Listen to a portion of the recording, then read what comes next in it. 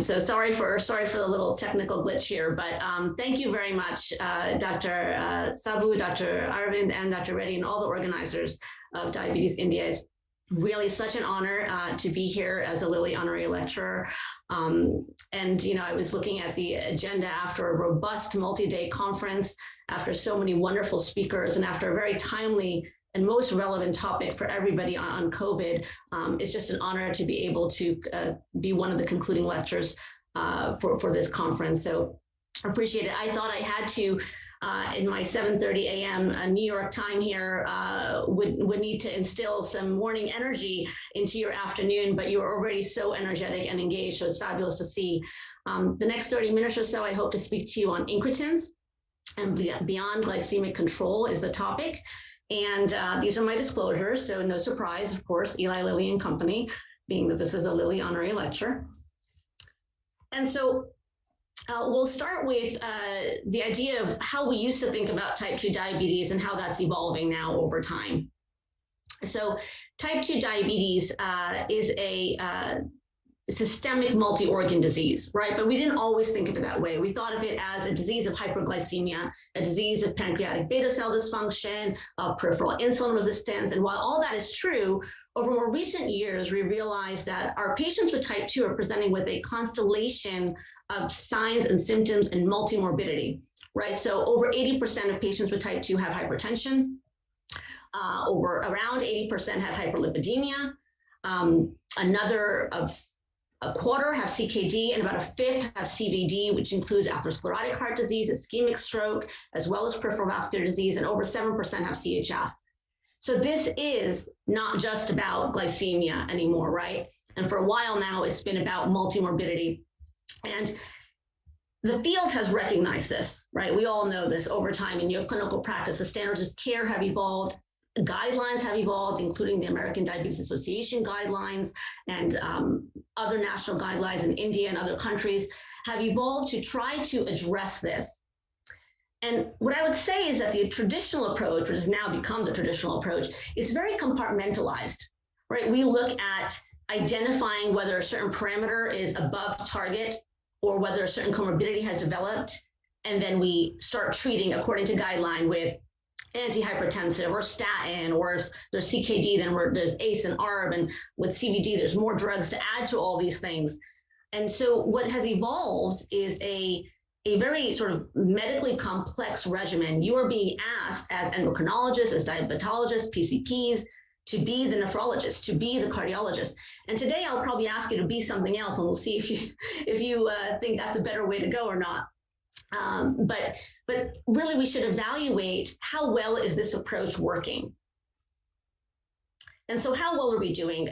This is a study in Japan, but I will say it's very similar to study in the US using NHANES, the National Health and Nutrition Examination Survey in the United States. But I'm showing the Japan data because I think that from a metabolic disease perspective and from a patient phenotype perspective, Japan is more similar to South Asia than the US would be.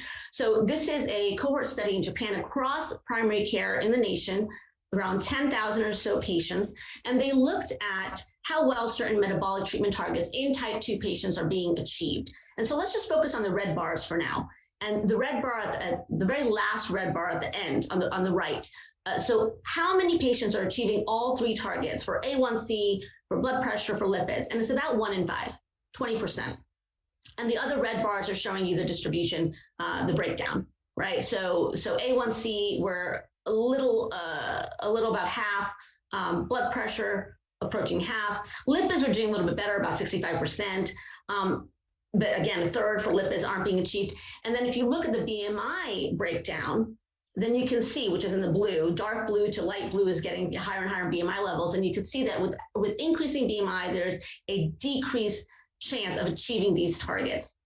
So, and from the clinical perspective, I mean, are we having some effect? Yes, absolutely, right? We're at best halfway there, at worst, we're about 20% there, right? In achieving these targets. And how does that translate then globally and nationally, especially? So globally, we can see, and this is from the Global Burden of Disease Study 2015, they looked at diabetes, the disability adjusted life years, as well as death attributable to BMI. So BMI-related DALYs and BMI-related deaths from 1990 to 2015 have increased from about a third. And those DALYs and deaths are related to type 2, to CVD, to CKD, and obviously there's cancer and musculoskeletal disorders in there as well, but all of the multimorbidity that we just talked about with diabetes. So obviously from a global perspective, we have a ways to go. And then in India in particular, and again, apologize if this is small, but I'll just read off the numbers to you. NCDs, as you well know, are the leading causes of death in India over the last 10 years, in addition to the communicable diseases. But the NCDs have really increased. So if you look all the way to the right, ischemic heart disease still number one, but an increase of 40%. Stroke, an increase of 28%. Diabetes, increase of 54%, moving it from the 11th cause to the 8th leading cause of death over the last 10 years. And when we look at the risk factors that are associated with these, so metabolic risk factors, there's a 20 to 80% increase over 10 years.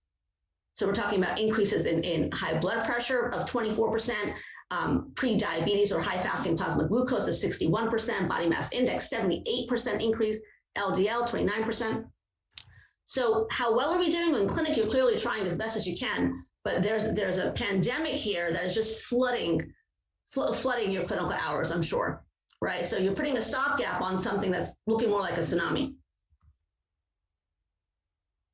So I'm going to argue that there is a common denominator to all of this that we are not yet adequately addressing. And this is no surprise to anyone. It's alluded to in the previous slides when we talk about risk factors and BMI. And that common denominator is excess adiposity. And more than excess adiposity, it's ectopic adiposity, right? Because ectopic adiposity means that it is toxic and dysfunctional fat tissue. So regular adiposity, where your white adipose tissue sub-Q is expanding, that can often to some degree maintain metabolic health.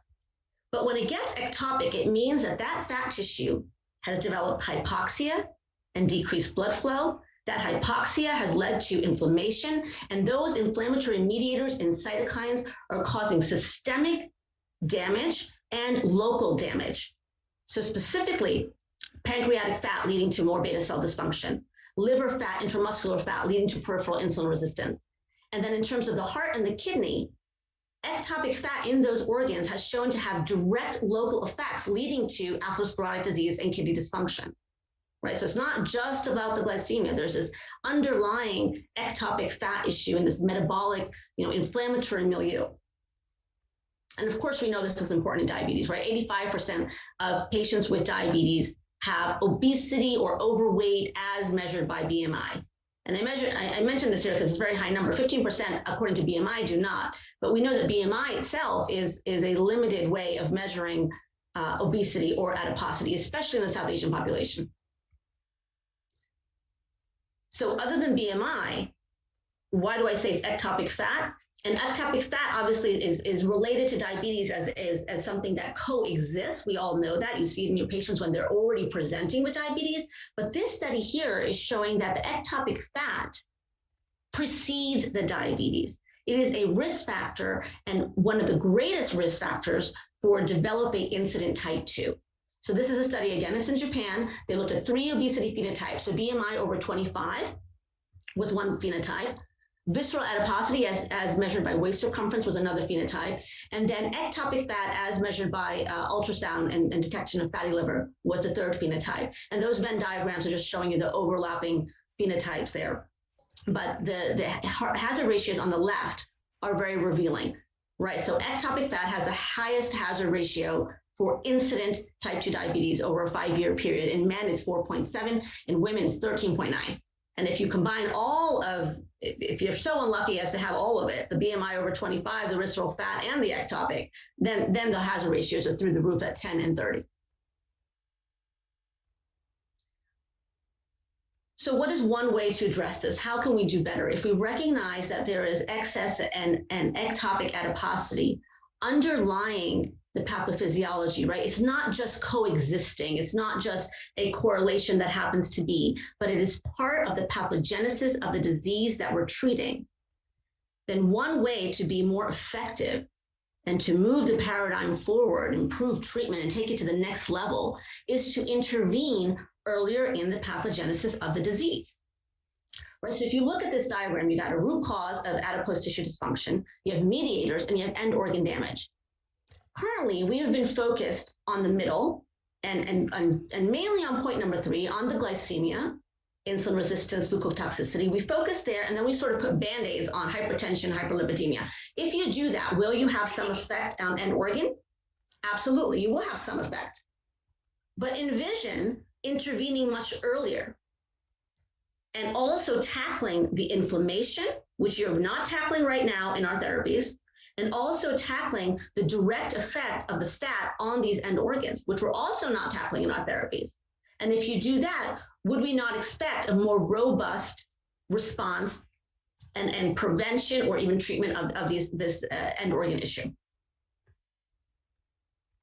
So in order to do that, I apologize, this was animated, so I'm asking you not to look at this right now and just listen to the top title here. So in order to do that, we need to understand as clinicians what the function of adipose tissue is in the body.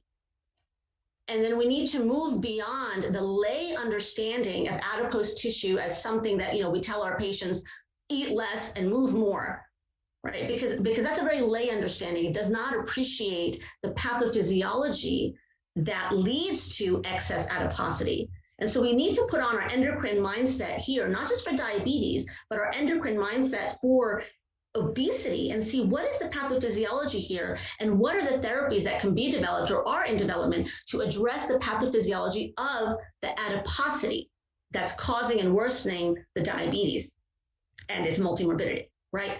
So white adipose tissue, main function, which we all know, is an energy storage depot for the body, right? We needed that evolutionarily because we were hunters and gatherers and there were famines. So we always needed to have an energy depot that could be utilized in times of need.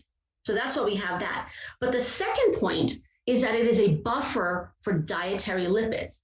3 times a day, and sometimes more than that, we take in nutrients. And some of those nutrients are fats and they circulate in our blood and they have to be disposed of.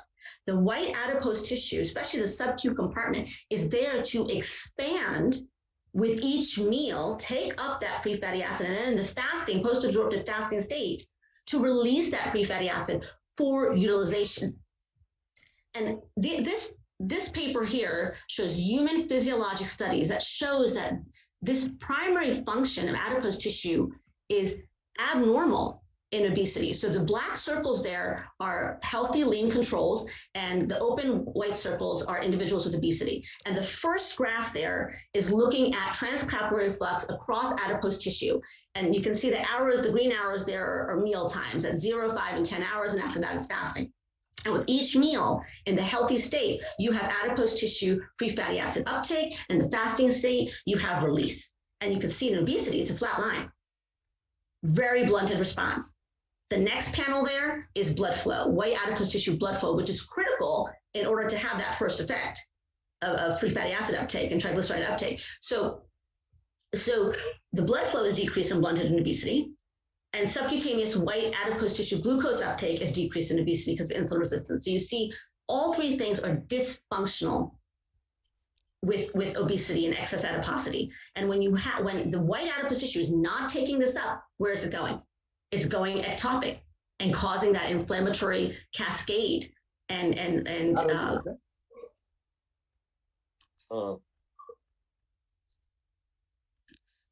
Okay, if we're still okay, I'll continue. So now we have to understand then the regulation of adipose tissue. Right? Because if we're going to address this from, again, an endocrine perspective, it's not just about calories in and calories out. Adipose tissue is regulated. It's regulated just like glucose is regulated. It's regulated just like red blood cells are regulated, like any other parameter in the body is regulated. And to go into this regulation deeply is beyond the scope of this talk. So we're just going to mention very briefly, there's 2 main sort of factors to think about. Adipose tissue is regulated by signals that are episodic and meal related. And those mainly come from the GI tract. And it's regulated by tonic signals, long-term signals for adiposity storage that are originating from fat tissue as well as other organs. And I would posit that even the meal-related signals, those signals, which we'll talk more in depth about, not only increase with meals, but there's also a basal level, and perhaps those basal levels of the meal-related signals, right? Those also elicit some tonic control over the system. But at the end of the day, what's happening is that you have all of these signals, you have all of this crosstalk amongst the organs at the bottom. That's integrated, it goes up to the brain. The brain integrates other external input and then relays to the body how much energy to take in, how much energy to expend.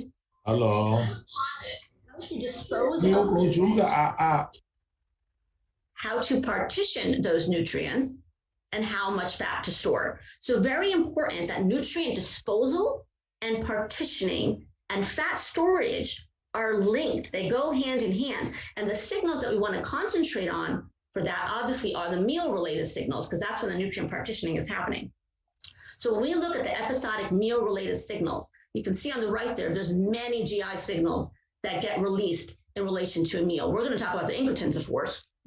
But in addition to the incretins, there's many more. And this is a finely tuned and orchestrated system, which is what the graph at the bottom is meant to show, that you have certain hormones being released in a timed fashion to dictate hunger, satiation, and satiety. And they work together in a very redundant way sometimes. So there's a lot of overlap in function in all of these signals, as we'll see. And that allows for one signal to potentiate and be synergistic with the effect of another. And there's some nuances that make each of these signals a little bit different from the other. And that allows for nuanced modulation and complementarity of the signals if you start adding them together. So the signals we're going to talk about mainly, right, because this is the talk on incretins, we're finally getting to the incretins. So the incretins are like two peas in a pod, right? They go hand in hand. There's two incretins in the body, GLP-1 and glucose-dependent insulin-tropic polypeptide, or GIP. I don't need to tell you too much about GLP-1. You've already had a whole talk on it, and it's very familiar from the therapeutic space. But GLP-1 in normal physiology is in the L cells, the enteroendocrine L cells, and the jejunum and the ileum. We do know in type 2 diabetes that meal-stimulated GLP-1 is reduced, and early pharmacologic dose studies, so when they gave pharmacological doses of GLP-1 in type 2, it showed that the incretin response is still maintained. So the insulotropic effect was still there, right? And insulin was released from the pancreas in response to pharmacological doses. And that is what led to the development of GLP-1 therapies, right? That right there was the first proof of concept. GIP has another story. GIP is earlier on. It's in the K cells, which are mainly concentrated in the duodenum. Of course, both L and K cells are all throughout the gut, but this is highest concentrations in the duodenum. So it's earlier than GLP-1 in the GI tract.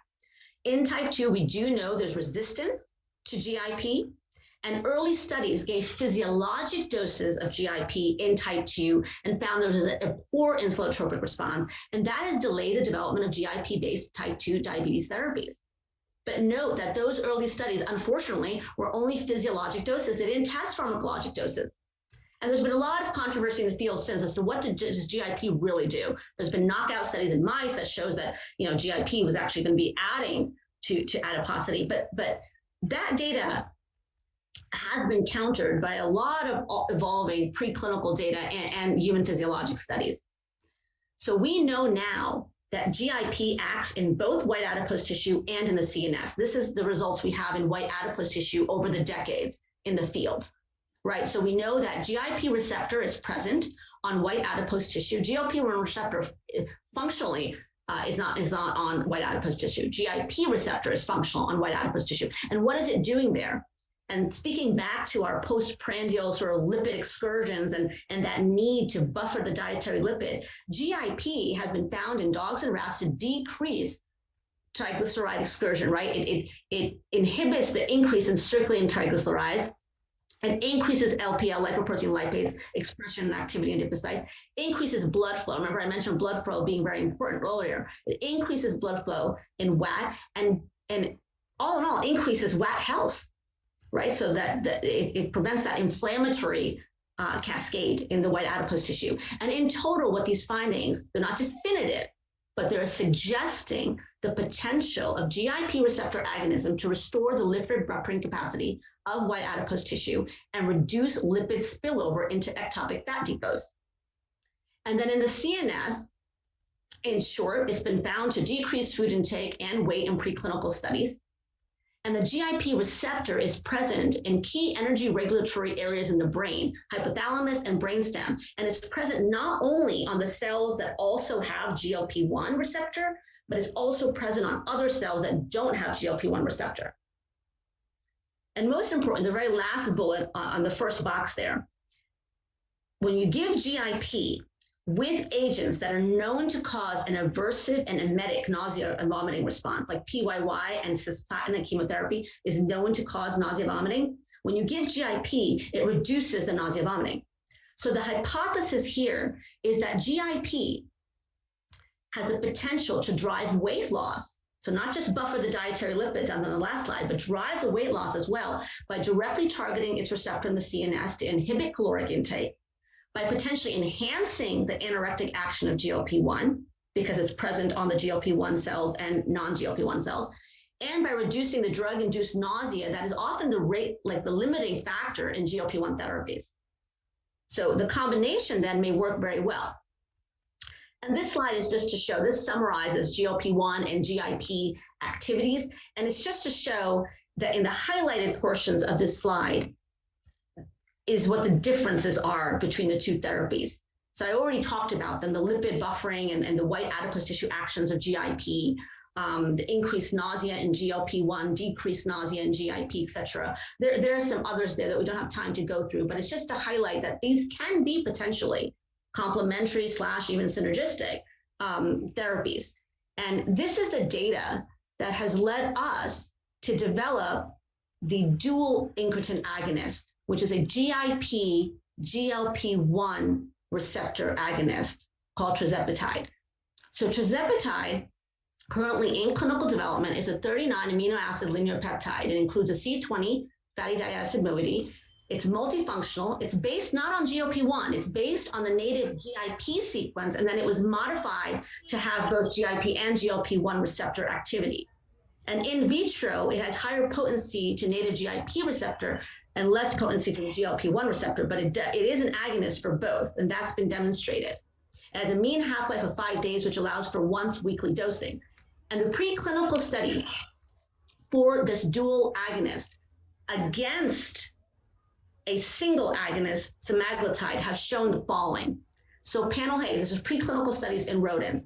Panel A, the black line is semaglutide, the blue line is tirzepatide, which is a dual agonist, and then the gray is the placebo. And you can see that body weight in panel A decreases more than just a selective GLP-1 receptor agonist. In panel B, food intake even decreases more than a selective GLP-1 receptor agonist. And in panel C, very interestingly, the dual agonist leads to an increase in energy expenditure, which is not what you see with the GLP-1 receptor single agonist. So in panel C, if you pay attention to just the first few days, there's a decrease in energy expenditure in all groups, because and even in the dual agonist group, because when you look at panel B, you see that in the first few days, the dual agonist pretty much eliminates food intake in the animals, right? So you have minimal food intake in the first few days. So you're going to get some drop in metabolic rate energy expenditure, right, in those first few days. But then in panel C, when you look at the later days, that energy expenditure bounces right back up, and it's higher than what is expected in the placebo group or with a single agonist. And then panel D is furthering this idea of metabolic adaptation, and what does the dual agonist do in the setting of metabolic adaptation. Remember, metabolic adaptation is our body's response. If we force caloric restriction and we force our calories to go down, typically you'll have a response of lowered energy expenditure because the body tries to metabolically adapt and protect how much fat tissue you have. And what panel D here is showing, that in the setting of 50% dietary restriction, when you have metabolic adaptation, it is a dual agonist that maintains the metabolic rate. The metabolic rate is not maintained with semaglutide in the red, or with placebo or pair-fed in the green, right? So tirzepatide seems to interrupt metabolic adaptive response to dietary restriction. Now, we've already completed, right, the phase 2 studies were completed a little while back, right, with tirzepatide, and many of you may have already seen these. So I'm just going to run through these quickly because the phase 3 program is also complete at this point for type 2 diabetes. And so in the phase 2 study, we saw A1C reduction. The red line here is a GLP-1 receptor selective agonist, dulaglutide. And the blue lines are increased doses of tirzepatide. So going from 1 milligram to 5, 10, 15. You have a 2.4% reduction in A1C on 15 milligrams. And the bar graph on the right is showing that the vast majority of people are reaching goal at less than 7%. And if you look at the last group, less than 5.7% A1C is being achieved by nearly a third of individuals in 26 weeks with a dual agonist therapy on 15 milligrams. Body weight, similar story. So only 2.7 kilo reduction with a single agonist, but the dual agonist with GIP, GLP-1 is giving you 11.3 kilo reduction in body weight. And if you look at the graph on the right, this is the categorical response. You have a quarter of the people on 15 milligrams having more than 15% weight loss.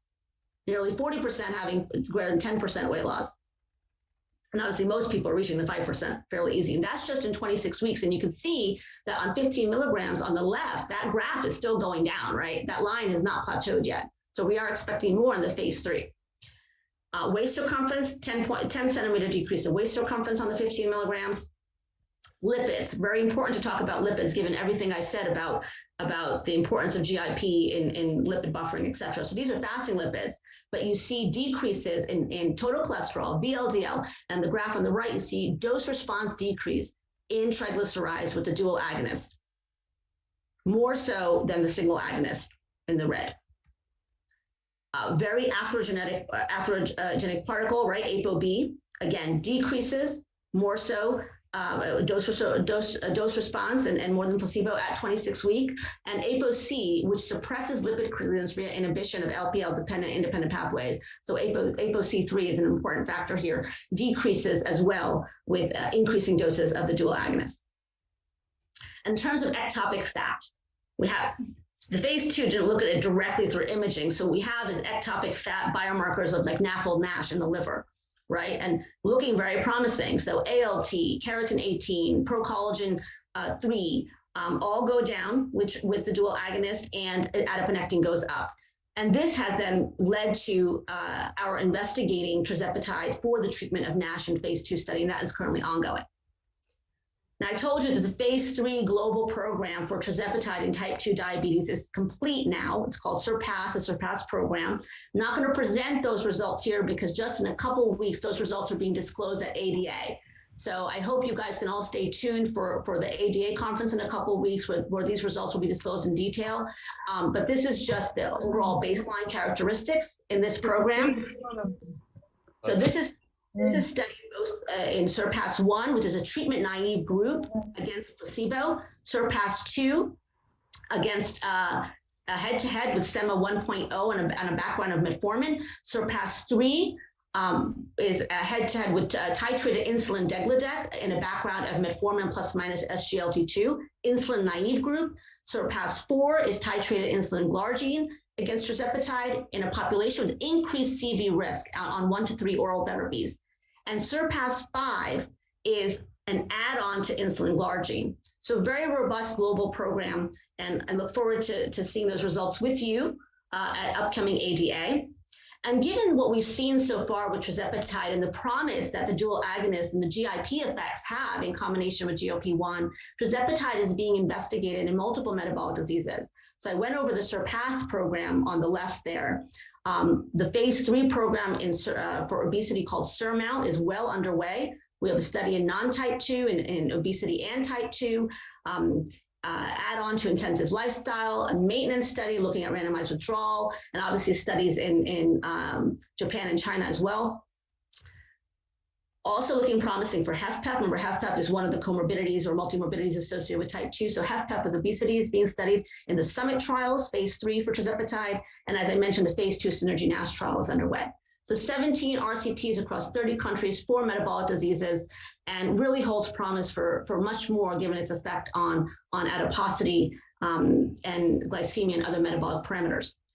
So in summary, the compartmentalized approach to diabetes care that we are currently doing, focused on glycemia and individual risk factor reduction, is inadequate in the face of a rising epidemic. Adipose tissue dysfunction and resultant excess and ectopic fat accumulation must be looked at as an upstream factor in the pathogenesis of the disease that we're treating, and of the disease and its multimorbidity, NASH, CVD, CHF, CKD. Incretin-based therapies are heralding a whole new era, and they're allowing for an unprecedented opportunity to address this common underlying upstream factor. And GIP, GLP-1 are complementary incretins. They work in concert via peripheral and CNS receptors. They dispose of ingested carbohydrates and lipids, right? So if we think about our patients with type 2, it's not just that they have an abnormal function with regards to handling ingested carbohydrate. They have an abnormal function with regard to handling ingested nutrients, period, carbohydrates and lipids. And so the incretins allow us to address that dysfunction in a holistic way. And it can modulate food intake and an energy expenditure on top of that, and maintain a healthy level of normally functioning adipose tissue, which is critical to metabolic health. And the novel dual incretin receptor agonist tirzepatide, which we went over briefly, reduces A1C often to normal levels, substantially reduces body weight, reduces waist circumference up to 10 centimeters, improves lipid profiles in phase 2 studies in type 2, significantly more than selective GLP-1 receptor agonists. So beyond incretin effects on glycemia, dual agonism through its impacts on adiposity holds promise to address multimorbidity in type 2 and really alter disease course. And I look forward to seeing the future of this molecule with you and bringing it to patients in clinical practice. Thank you for your attention.